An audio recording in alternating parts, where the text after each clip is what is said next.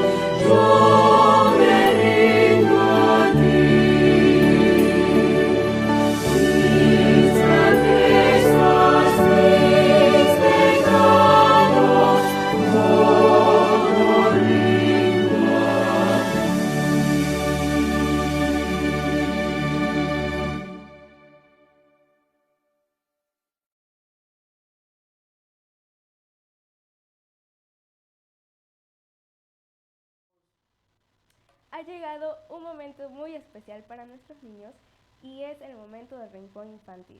Les invitamos para que estén muy atentos a la historia que hemos preparado en este día.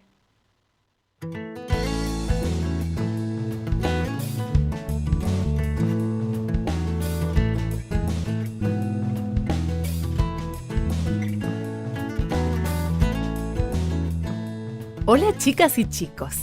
La historia de hoy se llama El fuego del perdón.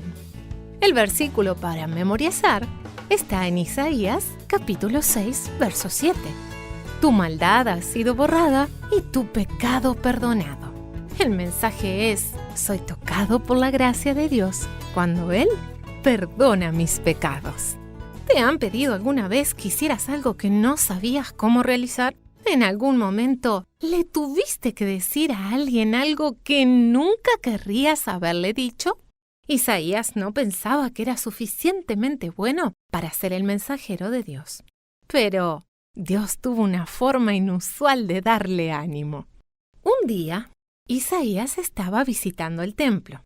Repentinamente, le pareció estar de pie en el cielo, en una habitación deslumbrante, mirando muy, muy arriba a Dios en su trono. Arcoíris brillantes, como si salieran de un diamante gigantesco, danzaban a través del espacio.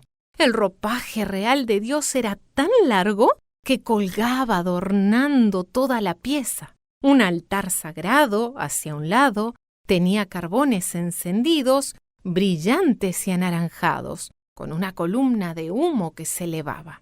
¿Y quiénes eran esas criaturas brillantes y fulgurantes que volaban sobre la cabeza de Dios? Isaías observó a las criaturas detenidamente. Eran ángeles llamados serafines con 6 alas. Con 2 alas se cubrían el rostro para no mirar a Dios, porque Él es infinitamente santo. Con otras 2 alas se cubrían los pies, probablemente para no tocar a Dios. Y con las 2 alas restantes, los ángeles volaban por sobre la cabeza de Dios. Toda la habitación estaba llena con la música hermosa de los ángeles. Era fuerte y poderosa, tanto que las columnas se sacudían. Todo el cuerpo de Isaías parecía invadido por la música. Pronto, el humo del altar llenó la pieza, pero Isaías percibió que no era peligroso, era santo. La presencia de Dios parecía ser una parte del humo que rodeaba a Isaías con tibieza. Llegó a ser parte de su cuerpo mientras lo aspiraba profunda y ansiosamente. Pero, ¿qué estaban cantando los ángeles? Isaías escuchó cuidadosamente. Se llamaban el uno al otro diciendo: Santo, Santo, Santo Jehová de los ejércitos. Toda la tierra está llena de su gloria. Isaías 6:3. Cuando Isaías se dio cuenta de dónde estaba, comenzó a clamar: Yo no pertenezco a este lugar donde mora Dios. He dicho cosas que no debiera haber dicho. Vivo con gente que no siempre es amable y no siempre soy amable con ellos. No soy suficientemente bueno como para estar con Dios y sin embargo, aquí estoy. ¿Qué quiere hacer Dios conmigo? Mientras permanecía allí, con su rostro inclinado, vio a uno de los ángeles con 6 alas que volaba hacia el altar encendido. El ángel tomó unas pinzas y cuidadosamente levantó un trozo de carbón encendido. Entonces voló hacia Isaías y tocó sus labios con el carbón incandescente, que no lo lastimó ni lo quemó. El ángel le dijo con benevolencia: ¿Ves? Esto ha tocado tus labios y tu culpa es quitada. Una maravillosa sensación de alivio estremeció a Isaías. Sus pecados habían desaparecido en un momento. Antes de que pudiera agradecerle a Dios por su bendición, Dios le habló muy amablemente. Le habló como un padre compasivo, preocupado porque sus hijos no querían escucharlo. Dios dijo: ¿A quién enviaré para llevar mi mensaje a la gente? Inmediatamente Isaías exclamó: Aquí estoy, Señor, envíame a mí. Con renovado amor por Dios, él estaba listo para ser el mensajero de Dios. Dios no obligó a Isaías a ser su profeta. Primero le mostró su amor y luego le permitió que se ofreciera voluntariamente. Este fue el comienzo. Por 6 años o más, Isaías transmitió los mensajes de Dios al pueblo. Dios amaba a Isaías así como era. A eso lo llamamos gracia. Y Dios aún está alcanzándonos con su amor a cada uno de nosotros. Es como cuando tus padres se inclinaban para tomarte en brazos cuando eras un bebé. Dios ofrece las mismas promesas de perdón que le dio a Isaías. Si tú crees en Él y confiesas tus pecados como lo hizo Isaías, el obsequio de su perdón es tuyo. Dios es un Padre que mantiene sus promesas. Siempre te amará.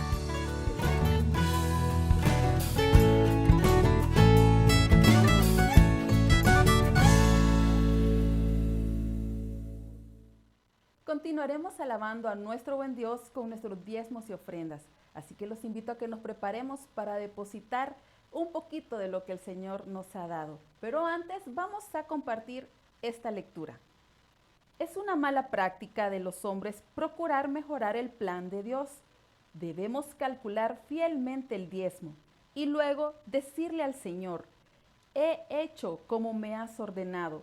Si quieres honrarme confiándome tus bienes para que yo negocie con ellos, por tu gracia seré un fiel administrador y me esforzaré definitivamente para que haya alimento en tu casa.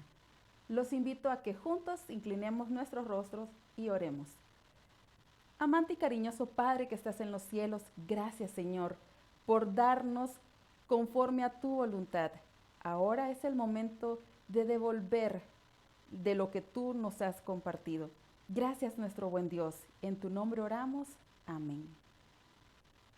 Recordamos también que puedes contactar a tu tesorero para que puedas hacerle llegar tu ofrenda y tu diezmo.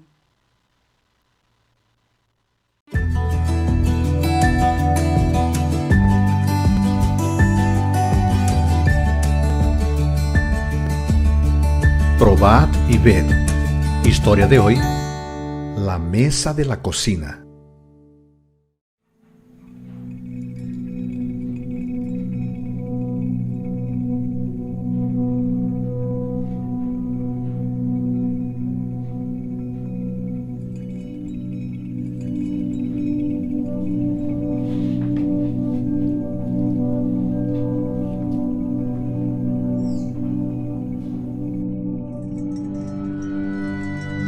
Raimundo, tú sabes que tenemos 2 hijas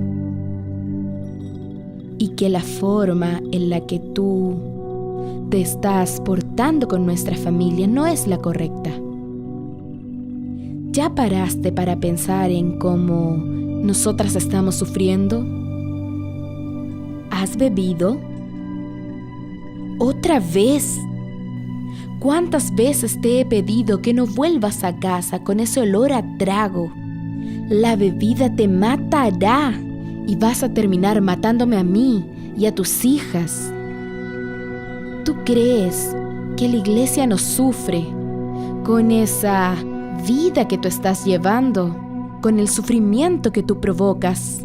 Toda la iglesia sufre porque todos están unidos a nuestra familia. Tus actitudes me han herido muchísimo y además han lastimado a tus hijas. Mira la hora que es y te estoy esperando. He orado por ti para que Dios te transforme y te cambie, te traiga en paz de vuelta a casa. No sé dónde estabas o con quién estabas, ni lo que estabas haciendo. He orado por ti hace más de 30 madrugadas, para que Dios te transforme, para que Dios cambie tus actitudes y vuelvas para tu familia. Tú eres un siervo de Dios, una persona que conoce las Escrituras y no puedes dejar que el enemigo te domine por completo. Creo que ya basta de tanto sufrimiento. Te daré la última oportunidad, la última chance para que seamos felices juntos, para que arregles tu vida y vuelvas a Dios, vuelvas a tu familia y seas aquella persona que eras antes, dedicada a la iglesia y que predicaba el Evangelio junto conmigo. Y vivamos felices hasta que Cristo vuelva.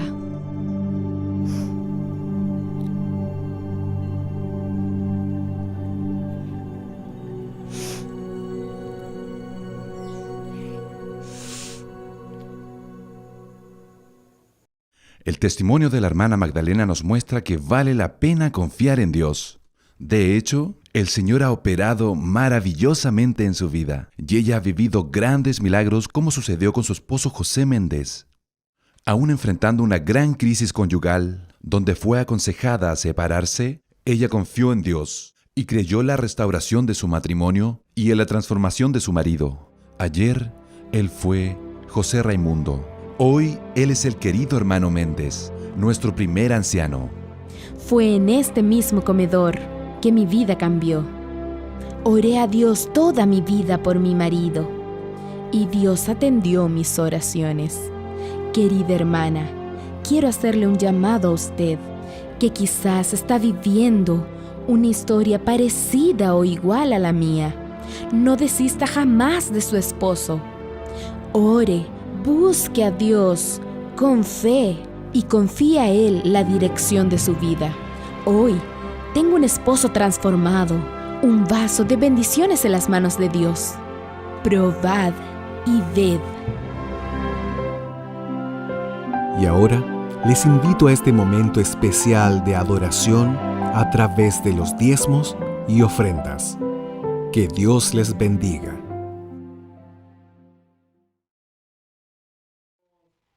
Bueno, hermanos, vamos a hacer el uso de la palabra de Dios. Vamos a encontrar la lectura bíblica en Ageo 1:2.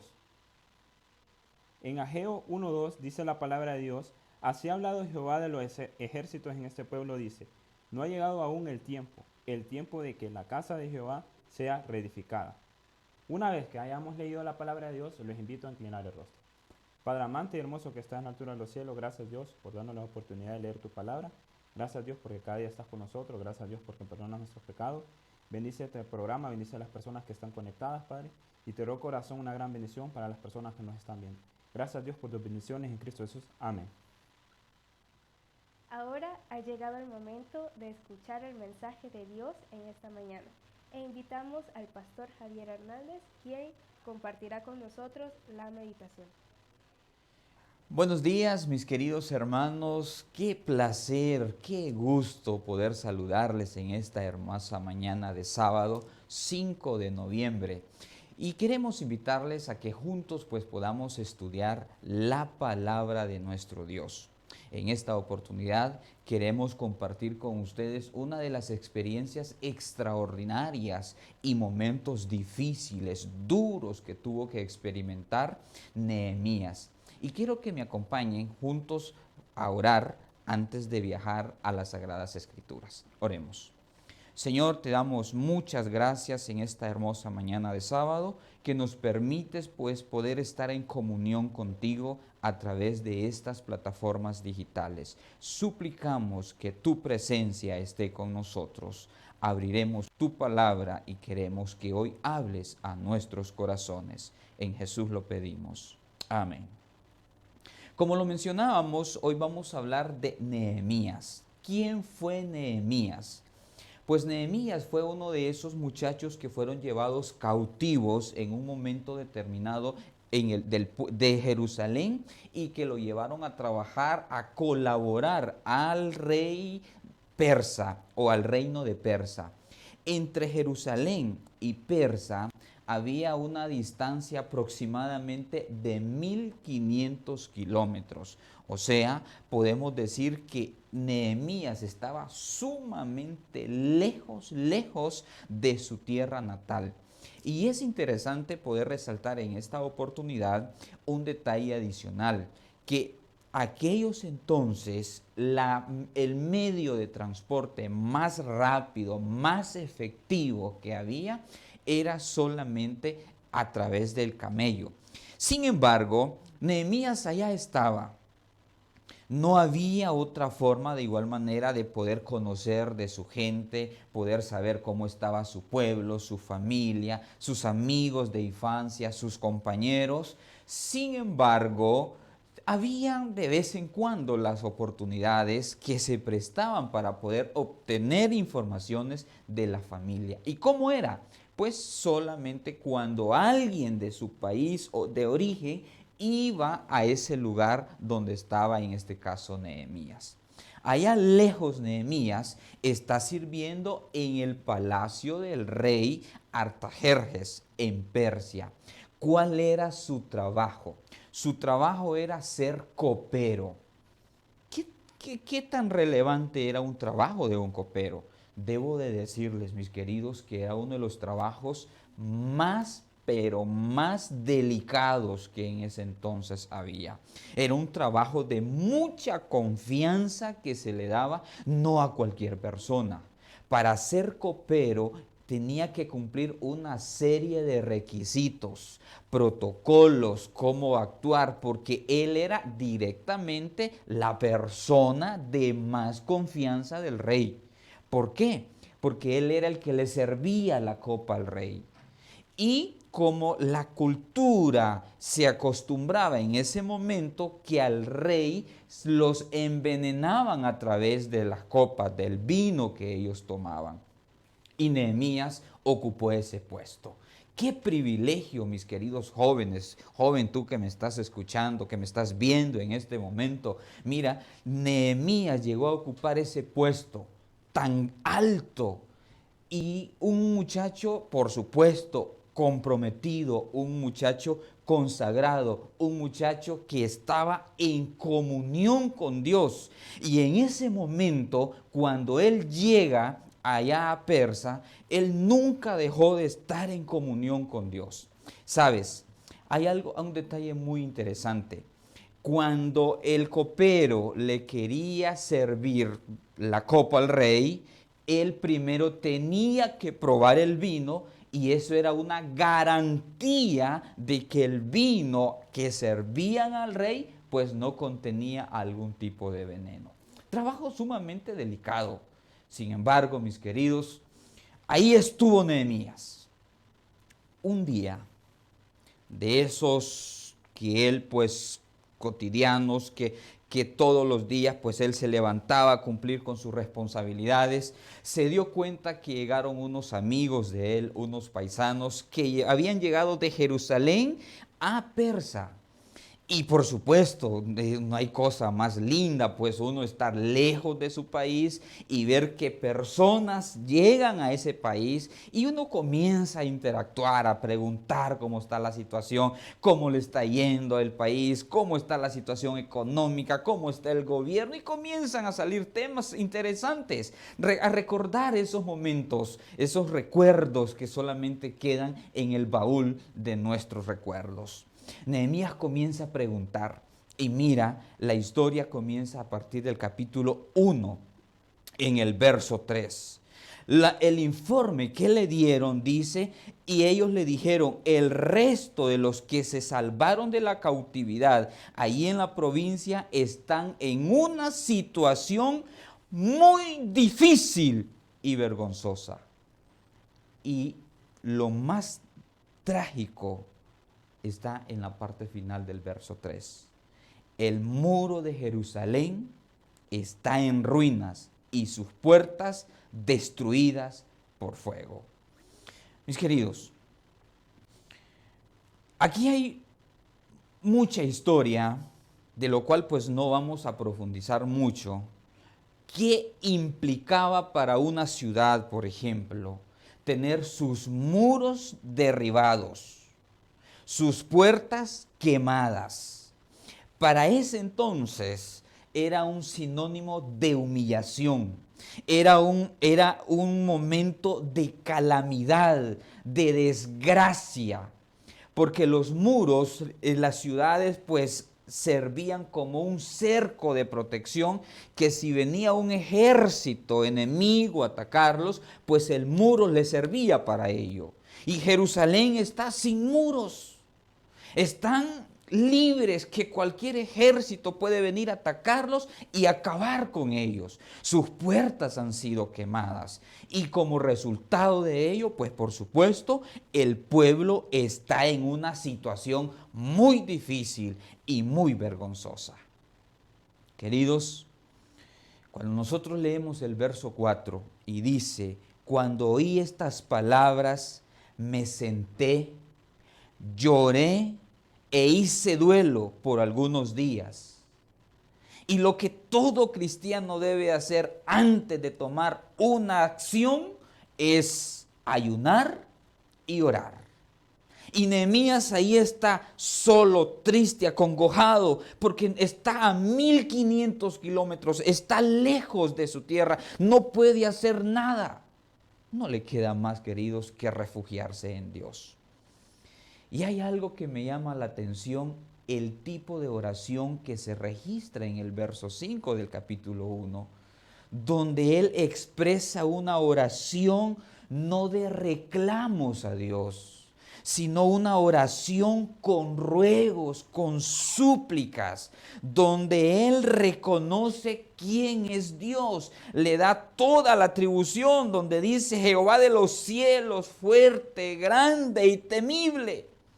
No piensa reclamar, sino que él reconoce quién es Dios. Y en el verso 6 comienza con una oración de reconocer quién es Él. Y no solamente Él, sino quién es el pueblo. Y hay algo muy interesante que Él dice, está atento a mis ruegos y está ahora atento tu oído y abierto tus ojos para oír la oración de tu siervo, que hago delante de ti de día y de noche. Por los hijos de Israel, tus siervos, confieso los pecados de los hijos de Israel que hemos cometido contra ti. Sí, dice él, yo y la casa de mi padre hemos pecado. Mira qué curioso. Él está lejos, está a él pues la actitud que se espera que él tome, que a él no le interesa, no le importa la situación. Yo estoy sirviendo al rey, estoy en el palacio del rey, lo tengo todo, no me falta nada. Sin embargo, él se identifica con su pueblo. Él nunca olvida sus raíces, no olvida de dónde salió y que él se hace también culpable de la situación que está viviendo el pueblo. Queridos, eso solamente lo hacen los grandes hombres de Dios que se refugian en Él y reconocen su condición, reconocen que somos pecadores. Y entre más cerca estamos de Dios, más indignos, más miserables nos sentiremos. Pero la gracia y la misericordia de Dios estarán con nosotros. El verso 7. En el verso 7, Nehemías expresa, en extremo nos hemos corrompido contra ti. No hemos guardado los mandamientos. Esa expresión, la primera expresión del verso 7, en extremo nos hemos corrompido. ¿A qué se está refiriendo? Si los israelitas son un pueblo de Dios, Jerusalén es la nación favorita de Dios, es la ciudad predilecta. Pero hoy dice Nehemías, en extremo. ¿Qué es pecar en extremo para ti? Pecar en extremo, queridos, nosotros podemos decir que es un alcohólico, que es un drogadicto, que es un asesino, tantas cosas que pudiésemos decir. Pero sabes, a veces tú y yo pecamos contra Dios y pecamos en extremo. Como resultado de esta noticia que Nehemías recibió, queridos, dice la historia que él pasó 4 meses orando. Y durante esos 4 meses su preocupación, él seguía sirviendo con sus actividades cotidianas, pero su mente, su corazón estaba pensando en su gente, estaba pensando en su familia, estaba pensando en sus amigos que estaban solos. Su semblante comenzó a decaer y Artajerjes vio que Nehemías algo le pasaba. En el capítulo 2 conocemos la historia, que Artajerjes tuvo que indagarlo, ¿qué te pasa? Y él reconoció y expresó su tristeza, su preocupación, y como era un buen siervo, un buen empleado, Artajerjes no lo pensó 2 veces, queridos, para darle la oportunidad y que fuese a ver cómo estaba la situación. El tiempo transcurría. Llegó Nehemías a Jerusalén. En el capítulo 2, verso 11, dice que cuando él llegó, durante 3 días se sentó, pudo visualizar la situación difícil que el pueblo, que la ciudad estaba enfrentando. Y después de esos 3 días, después de estar ayunando y orando, manos a la obra. Y cuando nosotros vamos al siempre en el capítulo 6 de Nehemías, en el verso 55, después de haber buscado un ejército de mujeres, de hombres, que estaban dispuestos a trabajar, la historia nos dice que en tan solo 50 días él levantó los muros y reconstruyó las puertas, y Jerusalén volvió a ser lo que era, aquella ciudad poderosa, aquella potencia en el mundo. Pero mis queridos, Nehemías no solamente se quedó con reconstruir los muros. Él sabía que detrás de toda esta desgracia que su ciudad había experimentado, algo más había que hacer. Y se fue, manos a la obra. Porque, queridos, hay cosas en nuestra vida que por más que las reparemos, pero si no vamos a la raíz, al génesis del problema, de nada sirve. Y Nehemías se fue al problema. Se fue a buscar la raíz de la desgracia. ¿Por qué Dios había permitido tanta situación difícil? Y quiero que me acompañen en el capítulo 13 de Nehemías. Y ahí rapidito vamos a avanzar en el capítulo 13. Ese capítulo trae como subtítulo las reformas de Nehemías. Nehemías fue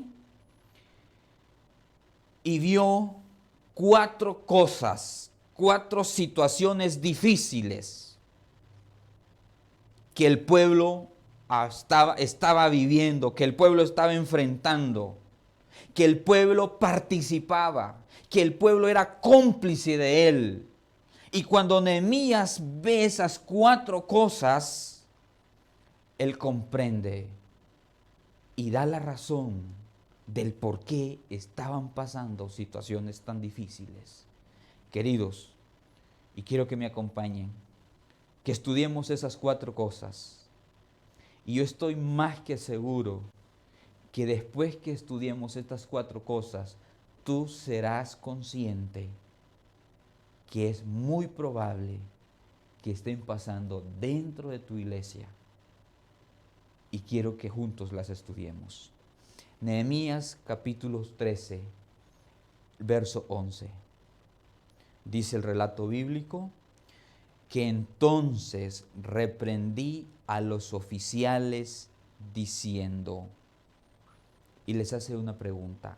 Reprender, podemos traducirlo como llamarles la atención, como exactamente eso.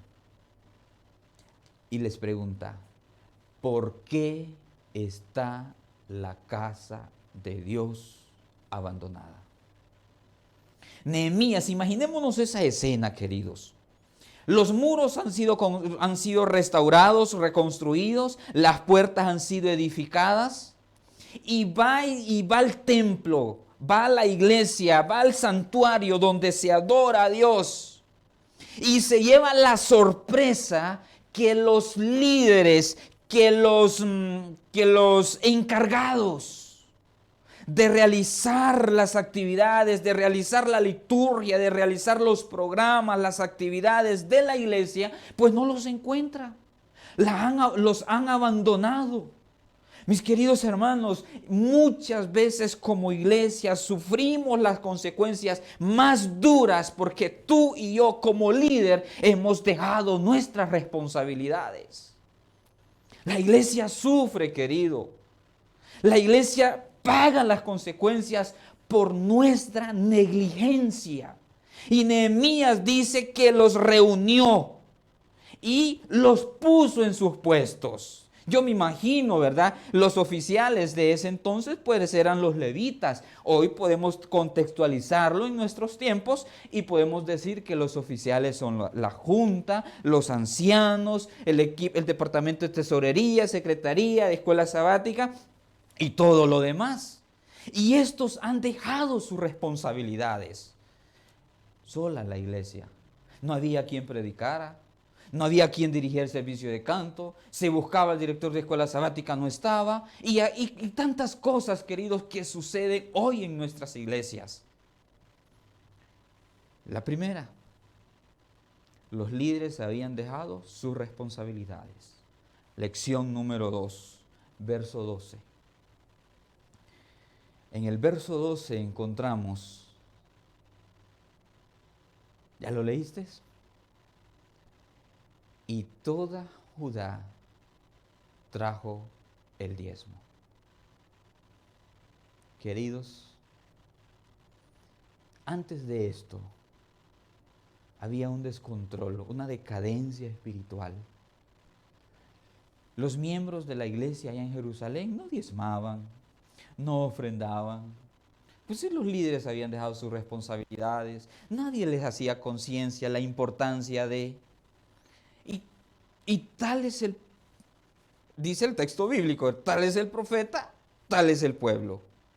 Tales son los líderes, tal es el pueblo.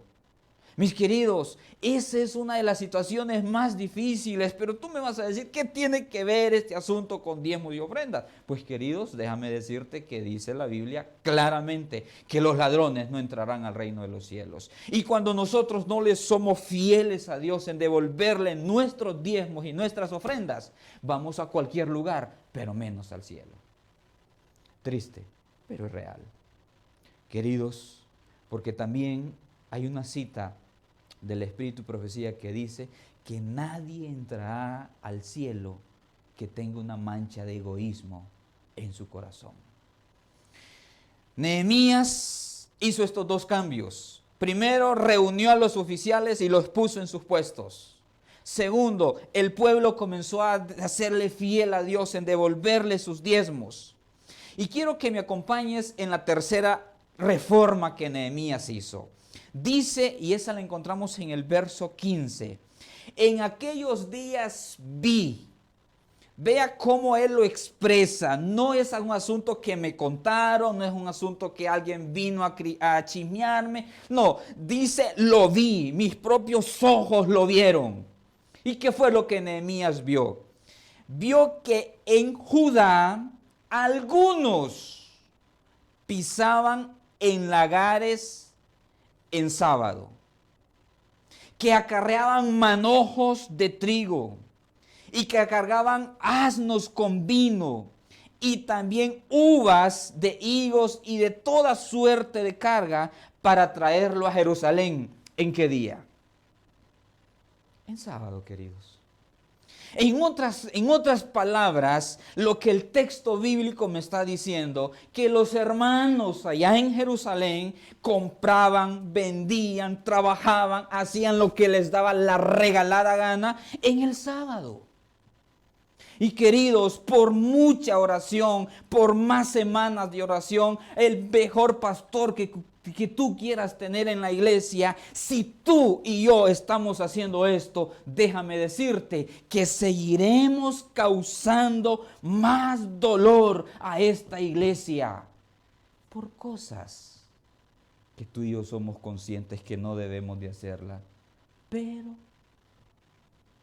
fácilmente nos vamos. Y sabes, Nehemías hizo transformaciones, hizo reformas en Jerusalén, porque no solamente los de Judá traían y vendían en sábado, sino que habían un pueblo vecino de ellos que venían y traían a Jerusalén a vender. Ellos se dedicaban a comercializar pescados y traían a vender. El problema no es lo que se hace, sino en el día que se hace. Y eso es lo que Nehemías está resaltando. Eso es lo que Nehemías está discriminando de ellos, está reprochando de ellos. Y dice, mira lo que él les dice en el verso 17. Entonces los reprendí a los señores de Judá y les dije, ¿qué cosa mala es esta de vosotros? Hacéis profanando así el sábado. ¿No hicieron así vuestros padres? Y nuestro Dios trajo todo este mal sobre nosotros y sobre esta ciudad. Queridos, ¿sabes? Escúchame y ve lo que te voy a decir en este momento. Muchas veces nuestra iglesia sufre porque esto lo repetimos con mucha frecuencia.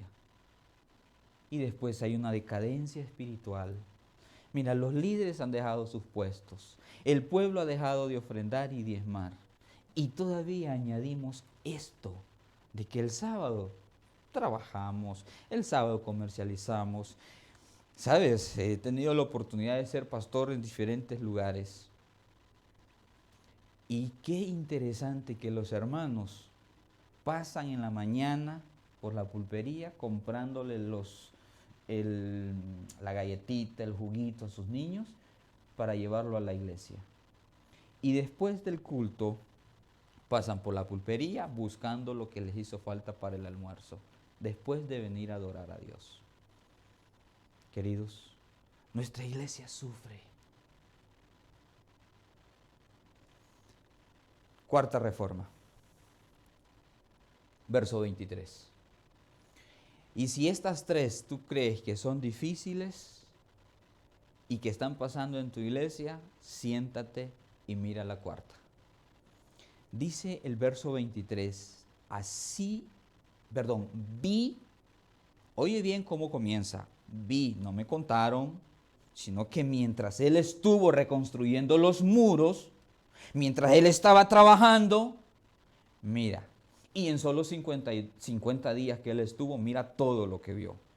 Vi asimismo que en aquellos días a judíos que habían tomado mujeres de Asdod, amonitas y moabitas. Y la mitad de los hijos hablaban la lengua de Asdod, porque no sabían hablar judaico, sino que hablaban conforme a la lengua de cada pueblo. Detengámonos un momentito aquí. ¿Quiénes eran los de Asdod, los amonitas y moabitas? Te voy a mencionar estas dos, amonitas y moabitas. ¿Tú te recuerdas aquella escena cuando sale Lot y sus dos hijas a vivir a una cueva, a una montaña? Se quedaron viendo la una y la otra y dijeron, oye, ¿y nosotros qué? No vamos a tener hijos. Y vino la mayor, ¿verdad? Que mejor si hubiese perdido igual que su mamá allá en el valle. Emborrachemos, dijeron, se pusieron de acuerdo, emborrachemos a mi papá, acostémonos con él. Se acostaron las dos. Las dos tuvieron un hijo de su propio padre. Y cuando nosotros seguimos la historia de estas dos ciudades, los amonitas y los moabitas, aférrimos, pero aférrimos enemigos del pueblo de Dios. Dos generaciones que de lo que menos querían saber era de Dios. Y vemos ahora aquí que los jóvenes de la iglesia allá en Jerusalén se casaban con gente que lo que menos quería saber era de Dios. Y como resultado de ello, pues por supuesto venían hijos. Y estos hijos, mira, al menos la Biblia dice que el problema era la lengua, su idioma. Pero nosotros sabemos que detrás de todo eso, las consecuencias que esto trae, queridos, son duras. Hay tanto dolor y como no quieren saber nada de Dios, hay divorcios, hay separaciones, vienen hijos y es una secuela de dolor, de frustración, donde se distorsiona por completo el plan original de Dios. A mí en lo personal me dan ganas por rato hacer lo que Nehemías hizo, la reforma que hizo en el verso 25. Dice que con algunos tuvo que reñir, tuvo que pelear, y a otros que eran más cabecita dura, tuvo que agarrarlos del cabello y arrastrarlos por las calles, porque no entendían. Jóvenes, señoritas, la Biblia es clara y contundente cuando nos dice qué comunión tiene la luz con las tinieblas. Cuando la misma Biblia me dice que no debo de juntarme con yugo desigual. Ay, pastor, pero es que yo lo amo. Ay, conocemos historias tras historias y después lágrimas, dolor, tristeza, frustración. No queda más que seguir enfrentándolo. Porque queridos, y esto no solamente te afecta a ti directamente, no solamente afecta a tu familia, sino que también esas decisiones que son tan esenciales, tan importantes en tu vida, traen consecuencias a la iglesia.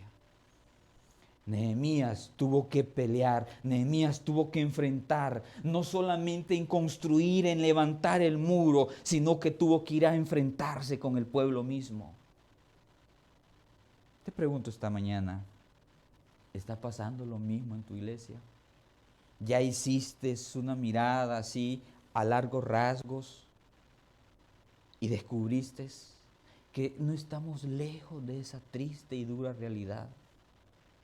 Y cuando vemos la condición espiritual de la iglesia, comenzamos a justificar, comenzamos a ver que esto, que el pastor, que por acá. Queridos, primero, revisa tu condición espiritual, revisa cómo está tu familia, ve cómo están tus hijos.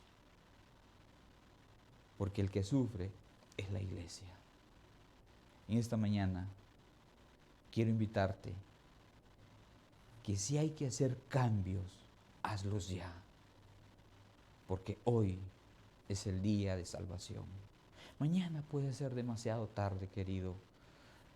Las 4 reformas que Nehemías hizo.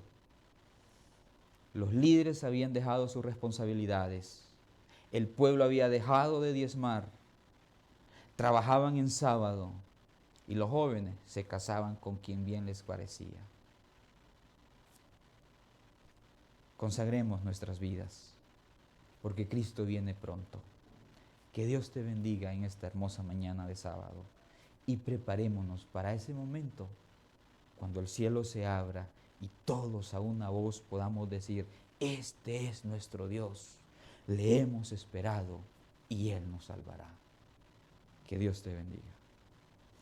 ¿Me acompañas, por favor, teniendo una oración? Ahí donde tú te encuentres. Si vas manejando, detén tu vehículo. Si estás ahí en la comunidad de tu hogar, deja todo lo que estás haciendo y oremos. Cariñoso Dios, en esta hora de la mañana, queremos darte las gracias porque tenemos la seguridad que hoy has hablado a nuestros corazones y nos has hecho sentir incómodos y nos has hecho ver la urgente necesidad de que hay que hacer cambios, reformas en nuestras vidas. Nehemías no solo reconstruyó los muros, no solamente levantó las puertas, sino que también fue a poner en alto tu nombre.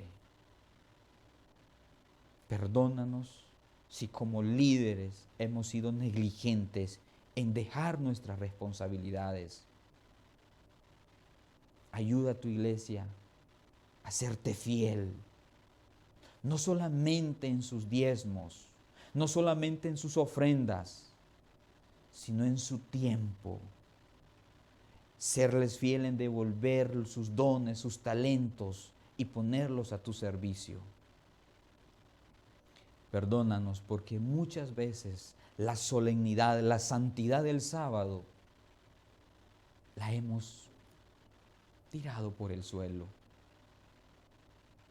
Y ayúdanos, nuestros jóvenes, a ser conscientes de que cuando tomen su decisión en formar una familia, puedan, oh Dios, ser conscientes de hacerlo conforme a tu voluntad. Bendice a tu iglesia. Bendice a este hermano, a esta hermana que está aquí frente a esta pantalla, acompañándonos. En Jesús lo pedimos. Amén y amén. Que Dios te bendiga y feliz sábado.